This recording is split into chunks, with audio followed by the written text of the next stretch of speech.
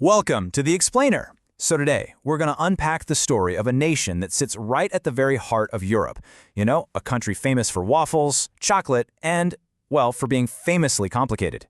And that's really the big question we're tackling, isn't it? Because Belgium is, in many ways, a modern invention. It was born from revolution and a whole lot of compromise. So let's explore just how this region, which was pretty much defined by everyone else for centuries, managed to forge its own really improbable identity. All right, Section 1, and that title really says it all. You see, before Belgium was, well, Belgium, this piece of land was a prize. It was this strategic crossroads that was constantly, and I mean constantly, changing hands between Europe's great powers. It wasn't really a country, more like a territory on a map to be traded back and forth. Just look at this timeline. For centuries, this land was just passed from one empire to another like a hot potato. First, you've got the Spanish Habsburgs, then the Austrian Habsburgs, then revolutionary France swoops in, and finally, it's lumped in with the Netherlands. It was never its own master. It was always just a piece of someone else's much bigger puzzle. So, after Napoleon is finally defeated in 1815, the big powers of Europe get together and they need a plan. They need a strong state to block France from ever getting any big ideas again. And their solution? Well, they decide to just forcibly merge the southern provinces, what we now call Belgium, with the north, creating this new thing called the United Kingdom of the Netherlands. The problem was, this union, which was ruled by a Protestant Dutch king, was super unpopular with the southern folks. They were overwhelmingly Catholic, and they spoke French. You can probably see where this is going. Okay, part 2. And this is where the story gets really wild. Because the birth of this new nation, it wasn't sparked on some grand battlefield. No, it all started in a theater. A single night at the opera, of all places, is what unexpectedly lit the fuse for a full-blown revolution. So, picture this. It's August 1830. They're performing an opera in Brussels, and the story is all about rebellion against foreign rulers. I mean, it hit a little too close to home for the people watching. So when one of the main singers belts out a line about the sacred love for your country, the audience just erupts. People pour out of the opera house and onto the streets, and all those simmering resentments about language, about religion, about not having a say in their own government, it all just boiled over into actual street fighting. Incredible. Now, you'd think the powers that be would be worried, right? Nope. The establishment completely underestimated what was happening. The French ambassador literally just dismissed the revolutionaries as an undisciplined rabble. The Dutch king sent in thousands of troops to crush what he thought was just a minor disturbance. But here's the thing. This so-called rabble, fighting behind makeshift barricades, managed to fight a professional army to a complete standstill right there in the streets of Brussels.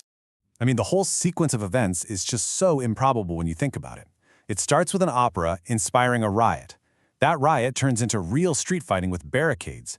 That fighting leads to a hastily formed government declaring independence, and then the big powers of Europe, who are terrified this whole thing could spread, get together and, to the shock of pretty much everyone, they officially recognize a new, independent, and permanently neutral nation, Belgium. Just like that. So, okay, Belgium is officially a country on the map. Fantastic. But that just leads to a whole new problem. What does it actually mean to be Belgian? You see, this new nation had to basically invent an identity from scratch, and it did it with incredible speed and some really shocking contradictions. It's like the new nation immediately developed this split personality. On one hand, at home, it was an absolute marvel of the Industrial Revolution. We're talking the second country in the world to industrialize, right after Britain. The southern region, Wallonia, became this industrial powerhouse. But, and this is a huge but, on the other hand, a lot of that success was built on a foundation of absolutely brutal exploitation abroad, and it was personally run by its king. 8 million. Just let that number sink in for a second. That's the estimated number of people in the Congo who died under King Leopold II's personal rule. And you have to understand, this wasn't even a Belgian colony yet. It was the king's private property, his personal fiefdom. And his relentless quest for rubber and ivory created a regime of forced labor and terror. It was one of the worst humanitarian disasters of the era, without a doubt. And then, as if that brutal colonial chapter wasn't enough, it's immediately followed by the incredible trauma of World War I. Germany just rolls right through, violating Belgium's neutrality, an event that became known as the Rape of Belgium. Now, this shared suffering, this shared enemy, it forged a really powerful, though as it turns out, temporary, sense of national unity. For a little while, it managed to paper over these deep internal cracks that were already starting to show. Because that unity that was forged in the trenches of World War I, yeah, it wasn't gonna last. Belgium's next great test wouldn't come from a foreign invader, but from deep, simmering divisions from within. And at the heart of it all was this: the linguistic wars. For most of the country's history, French was the language of power, the language of government, of business, of high culture. The problem? The majority of the population actually spoke Dutch.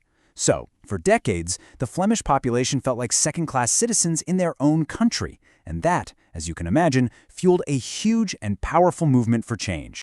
And then, economics came along and poured a whole tanker of gasoline on that cultural fire. See, after World War II, the economic tables completely turned. Wallonia's old-school industries, coal and steel, went into a long, slow decline. Meanwhile, up in Flanders, the economy was booming with modern ports and new industries. So now you have economic power shifting north to the Dutch speakers, and suddenly the stakes of this whole linguistic conflict get raised dramatically. Everything really came to a head in 1968. The conflict exploded at the ancient Catholic University of Leuven. Even though it was located in Flanders, it was still French-speaking. Protests erupted demanding it become exclusively Dutch-speaking. The crisis was so intense it brought down the national government and forced the university to literally split in two. This whole event became this huge symbol for the near breakdown of the entire country. It made one thing crystal clear: the old, centralized way of doing things just wasn't going to work anymore. So what do you do? To keep the country from literally splitting apart, Belgium started one of the most complex, most radical state reforms in modern history. The solution, they decided, wasn't to pick a winner, it was to try and give power to everybody. And this wasn't an overnight fix. It was a series of really painstaking reforms that took over 20 years. Here's a simple way to think about it. First, they created cultural communities to handle all the issues of the heart, language, culture, education. Then, at the same time, they created economic regions to handle issues of the wallet, local economy, jobs, that kind of thing. And bit by bit, they just moved more and more power away from the central government until Belgium became this incredibly complex federal system, all designed to give each group as much autonomy as possible. And what you get is the Belgium we have today. A political labyrinth is the only way to describe it. We're talking 3 different regions, 3 different communities, that's 6 different governments and parliaments. It's a system so complicated that it once took them 541 days just to form a national government. But here's the crazy part. This model of constant compromise has somehow held the country together. And not only that, it's made its capital, Brussels, the administrative heart of the entire European Union. Another massive project all about managing diversity. When you boil it all down, Belgium's entire history is just one long exercise in managing conflict. Its survival against all odds is this incredible case study in the art of compromise, which really leaves us with a big question to think about, especially today. In a world that seems to be getting more and more divided, is Belgium's complex, sometimes maddening system a model for the future? A blueprint for how diverse societies can live together? Or is it just a warning? A cautionary tale of a country that's forever just one argument away from the edge?